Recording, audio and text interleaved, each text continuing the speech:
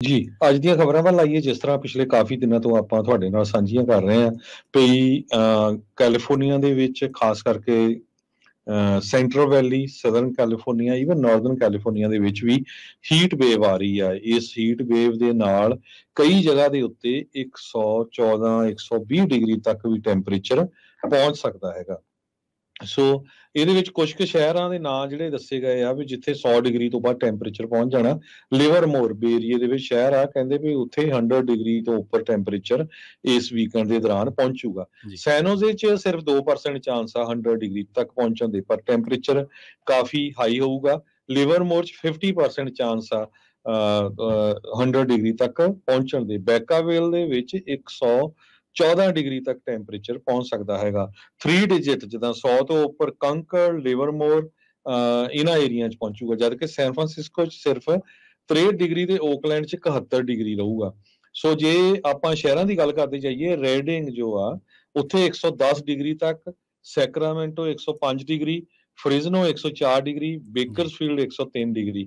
ਇਹ ਸਾਰੇ ਸ਼ਹਿਰਾਂ ਦੇ ਵਿੱਚ ਟੈਂਪਰੇਚਰ ਹਾਈ ਹੋਊਗਾ ਇਸ ਵੀਕਐਂਡ ਦੇ ਦੌਰਾਨ, ਸੈਚਰਡੇ ਸੰਡੇ।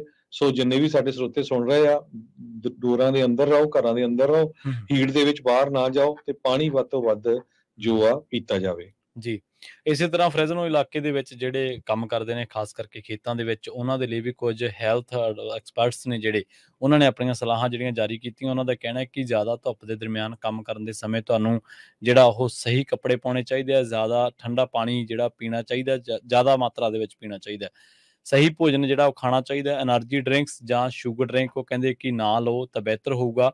ਤੇ ਦੂਜੇ ਪਾਸੇ ਉਹਨਾਂ ਨੇ ਵੀ ਕਿਹਾ ਕਿ ਜ਼ਿਆਦਾ ਪਾਣੀ ਪੀਣ ਦੀ ਜਿਹੜੀ ਆ ਉਹ ਤੁਸੀਂ ਕੋਸ਼ਿਸ਼ ਕਰਨੀ ਚਾਹੀਦੀ ਹੈ ਤੁਹਾਨੂੰ। ਹੋ ਸਕਦਾ ਹੈ ਜੇ ਤੁਸੀਂ ਕੰਮ ਕਰ ਰਹੇ ਹੋ ਖੇਤਾਂ ਦੇ ਵਿੱਚ ਤਾਂ ਤੁਸੀਂ ਪੇਅਰ ਦੇ ਵਿੱਚ ਕੰਮ ਕਰਨਾ ਹੈ, ਤਾਂ ਜੋ ਇੱਕ ਦੂਜੇ ਦੀ ਜੇ ਹਾਲਤ ਵਿਗੜਦੀ ਵੀ ਹੈ ਤਾਂ ਵਿਗੜਦੀ ਹਾਲਤ ਬਾਰੇ ਕਈ ਵਾਰੀ ਬੰਦੇ ਨੂੰ ਆਪ ਨਹੀਂ ਪਤਾ ਲੱਗਦਾ ਕਿ ਮੈਨੂੰ ਦਸਤ ਲੱਗਣ ਜਾ ਰਹੇ ਨੇ ਜਾਂ ਮੈਨੂੰ ਕੋਈ ਹੋਰ ਪ੍ਰੋਬਲਮ ਹੈ। ਕਈ ਵਾਰੀ ਬੇਹੋਸ਼ੀ, ਜ਼ਿਆਦਾ ਤਾਪਮਾਨ ਦੇ ਵਿੱਚ ਬੇਹੋਸ਼ੀ ਦੇ ਆਲਮ ਦੇ ਵਿੱਚ ਵੀ ਬੰਦਾ ਚਲਾ ਜਾਂਦਾ ਹੈ। ਤਾਂ ਉਹ ਕਹਿੰਦੇ ਕਿ ਜ਼ਰੂਰੀ ਇਹ ਹੈ ਕਿ ਤੁਸੀਂ ਪੇਅਰਸ ਦੇ ਵਿੱਚ ਹੀ ਕੰਮ, ਜੋੜਿਆਂ ਦੇ ਵਿੱਚ ਹੀ ਕੰਮ ਕਰੋ ਤਾਂ ਵਧੀਆ। ਨੀਸੀ ਫਾਰਮਜ਼ ਲੀਗ ਦੇ ਪ੍ਰਧਾਨ ਨੇ ਮੈਨੂਅਲ ਕੁਨਾ, ਉਹਨਾਂ ਨੇ ਕਿਸਾਨਾਂ ਤੇ ਖੇਤ ਮਜ਼ਦੂਰਾਂ ਨੂੰ ਇਹ ਸਲਾਹ ਦਿੱਤੀ ਹੈ ਕਿ ਜਿਹੜੀ ਇਹ ਗਰਮੀ ਹੈ ਇਹ ਕਾਫੀ ਇਸ ਵਾਰੀ ਖਤਰਨਾਕ ਹੈ ਤੇ ਗਰਮੀ ਦਾ ਦੌਰਾ ਵੀ ਤੁਹਾਨੂੰ ਪੈ ਸਕਦਾ ਤੇ ਸਰੀਰ ਤੁਹਾਡਾ ਜਿਹੜਾ ਉਹ ਕਿਸੇ ਵੀ ਤਰ੍ਹਾਂ ਦੀ ਐਕਟੀਵਿਟੀ ਕਰਨੋਂ ਹਟ ਸਕਦਾ ਹੈ।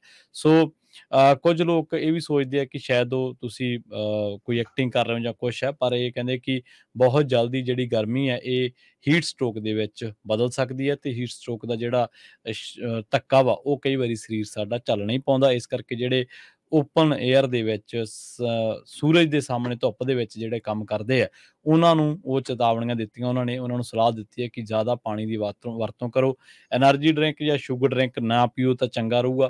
ਸਹੀ ਸਮੇਂ ਤੇ ਸਹੀ ਭੋਜਨ ਜਿਹੜਾ ਉਹ ਖਾਓ ਤੇ ਜਿਹੜਾ ਹੋਰ ਵੀ ਤੁਸੀਂ ਜ਼ਿਆਦਾ ਲੋੜ ਤੋਂ ਜ਼ਿਆਦਾ ਪੀਂਦੇ ਆ ਜਾਂ ਜ਼ਿਆਦਾ ਲਿਕੁਇਡ ਜਿਹੜਾ ਤੁਸੀਂ ਫਾਰਮ ਦੇ ਵਿੱਚ ਆਪਣੇ ਸਰੀਰ ਨੂੰ ਦੇਣਾ, ਤਾਂ ਜੋ ਤੁਹਾਡਾ ਸਰੀਰ ਹੈ ਜਿਹੜਾ ਉਹਦੇ ਵਿੱਚ ਕਿਸੇ ਤਰ੍ਹਾਂ ਦੀ ਡੀਹਾਈਡਰੇਸ਼ਨ ਨਾ ਹੋਵੇ, ਉਹ ਧੁੱਪ ਨੂੰ ਝੱਲਣ ਦੇ ਸਮਰੱਥ ਹੋਵੇ। ਜੀ